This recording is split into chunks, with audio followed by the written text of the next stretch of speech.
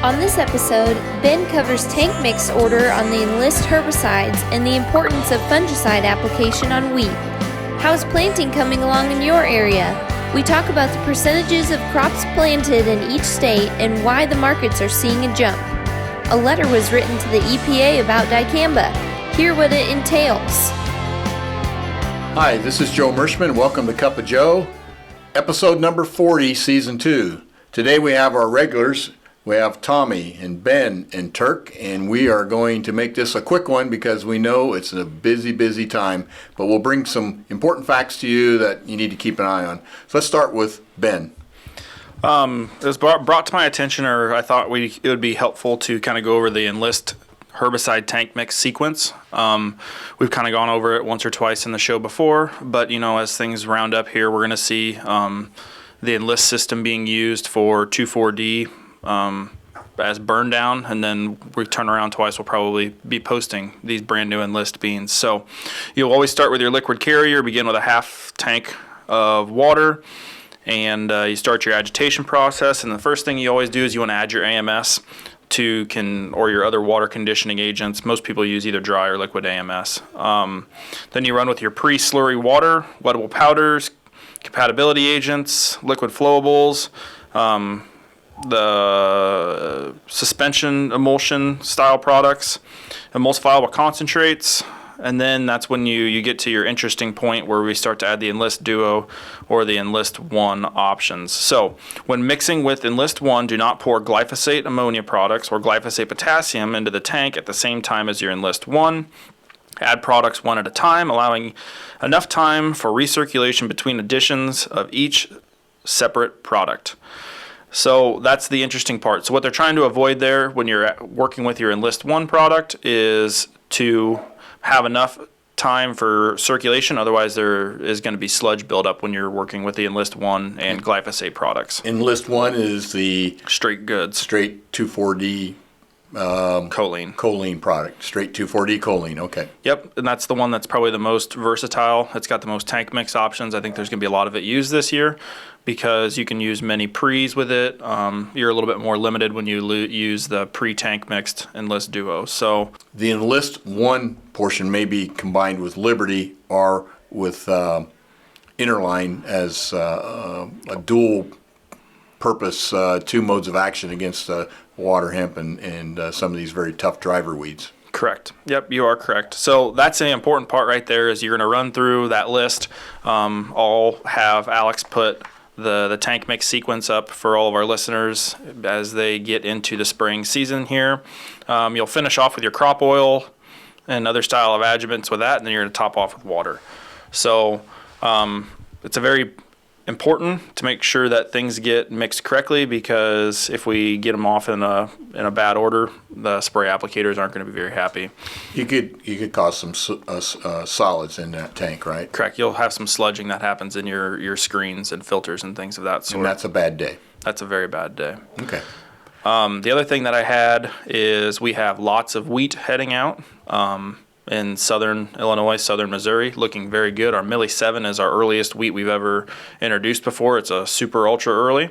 It's heading out. It's looking awesome, and there's lots of fungicides getting sprayed at this time. And my recommendation for spraying fungicide is within 5 days of Feeks 10.5.1, which is basically right before flowering. So when the wheat head is emerged, or 80% of the wheat heads are emerged out of the sheath, that is a good time to start to call your applicator, because usually it's a day or two before you can get your fungicide applied, and that'll put you in the perfect window to maximize your weight of your grain, your wheat grain, because that is the perfect time to stop from head blight issues. Yeah, so you're protecting the head and the flag leaf at that time. Correct. Well, I think if you're raising wheat with the new fungicides that we have right now, it is a no-brainer. In other words, it will make you money to spray a fungicide, a foliar fungicide on your wheat. And we saw it last year in particular with the wetter year. We had one seed field that did not get sprayed, and the kernel size was probably half the size of the and the yield was lowered, much lower than all the other fields that got sprayed. So it really plumps up those kernels because you get full potential. Correct. Good. Well, let's go to Tommy now and see what Tommy has. I know he's been very busy this past week too. Go ahead. Yeah, Joe. Just wanted to follow up here with some corn progress and soybean progress planting across the Midwest here. Illinois, and this is comparative for 2020 to what 2019 progress report was at this time. So Illinois, their corn planting progress is at 40% compared to 10% at this time in 2019. Indiana is at 22% compared to 5% at this time in 2019. Iowa is at 47% compared to 12% at this time last year. Minnesota is at 47% compared to 4% at this time last year. Missouri is at 25% now for this year, and they were at 37% this time last year. So Missouri is a little behind, and they've gotten a little more water than we have in the north and east areas. Nebraska is at 22%, and they were at 14% this time last year.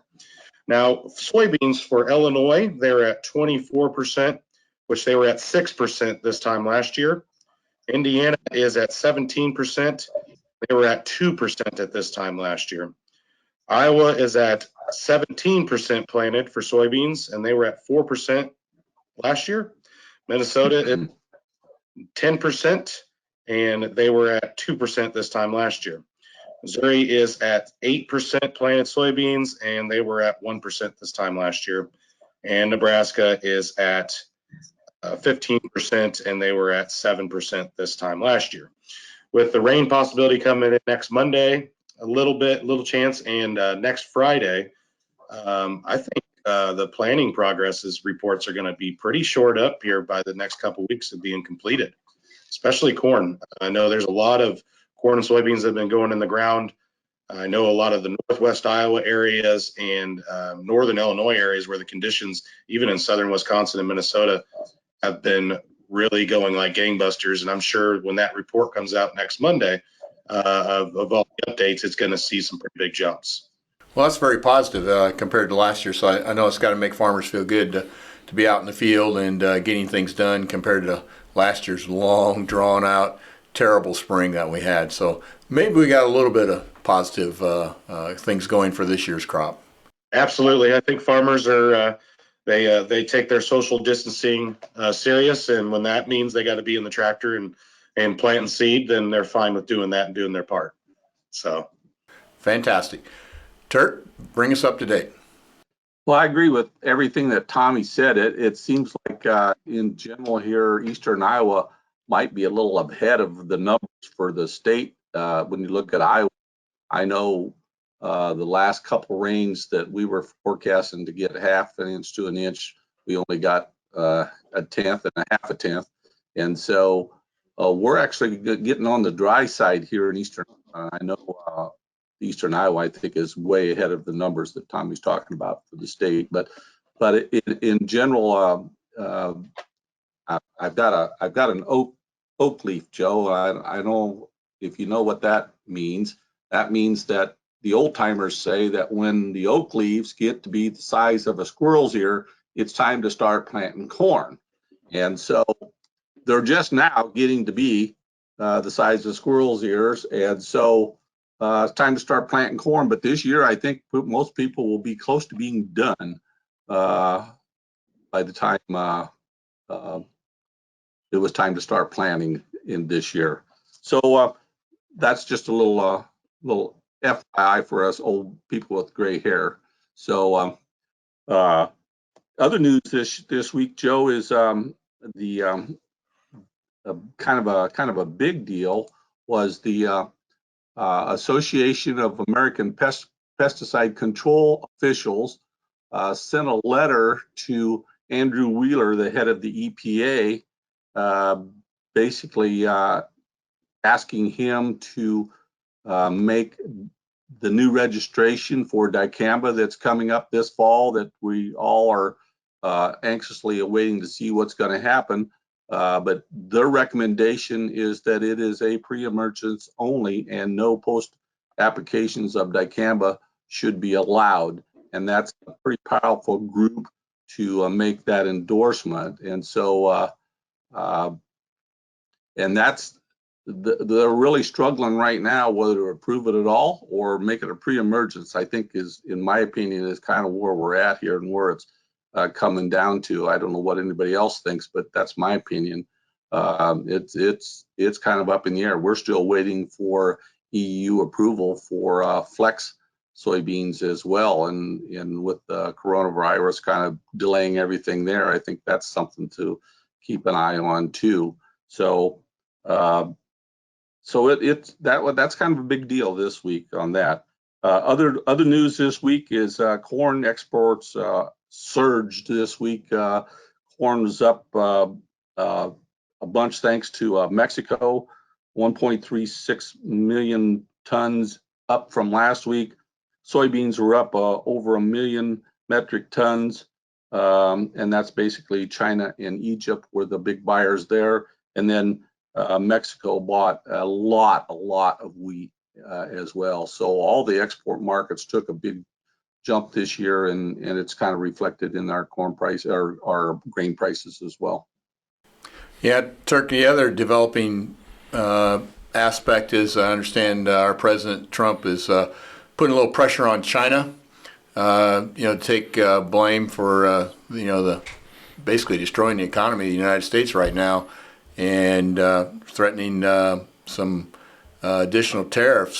So we don't know how that's all going to play out either. It could be a negotiation tool to make sure they basically keep their word on these purchases from farmers, because there's one thing for sure: President Trump is going to take care of the farmers. So I think this may be a little bit of positioning to make this threat, so that they got to come through and make sure they don't back out of their commitments on this trade deal.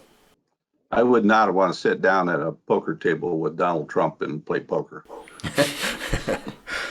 Well, that I'm bringing my phone up because this going to end the segment here, so farmers can stay in the field here.